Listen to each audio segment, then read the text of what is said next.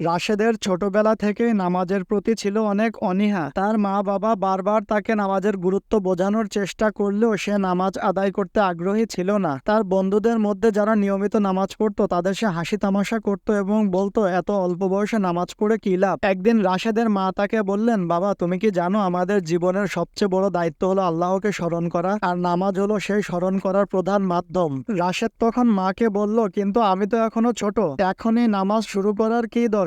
মা হেসে বললেন, তুমি কি জানো জীবন কত ছোট এবং কত অজানা। মৃত্যু কখন আসে তা আমরা জানি না। ছোট হোক বা বড়, আমাদের সবারই আল্লাহর ইবাদত করা উচিত, কারণ আল্লাহর রহমত পেতে হলে তাকে স্মরণ করতে হবে। সেদিন রাশেদ গভীরভাবে মায়ের কথা চিন্তা করলো। সে ভাবলো, আল্লাহ তো আমাকে এত কিছু দিয়েছেন, তার জন্য আমি কি করছি। এরপর থেকে সে ধীরে ধীরে নামাজ পড়া শুরু করলো। প্রথমে ফজরের নামাজ, তারপর ধীরে ধীরে সব নামাজ পড়তে পড়তে অভ্যস্ত হয়ে গেল। রাশেদ বুঝতে পারলো যে নামাজ শুধু একটা দায়িত্ব নয়, বরং আল্লাহর সঙ্গে সম্পর্ক স্থাপন করার সবচেয়ে সুন্দর মাধ্যম। এভাবে রাশেদ ধীরে ধীরে নামাজ পড়ার মাধ্যমে তার জীবনে আল্লাহর রহমত লাভ করতে শুরু করলো। এখানে শিক্ষণীয় বিষয় হলো, নামাজ পড়া আল্লাহর সঙ্গে আমাদের সম্পর্ককে মজবুত করে এবং জীবনের যে কোনো বিপদে আল্লাহর রহমত লাভের পথ সুগম করে।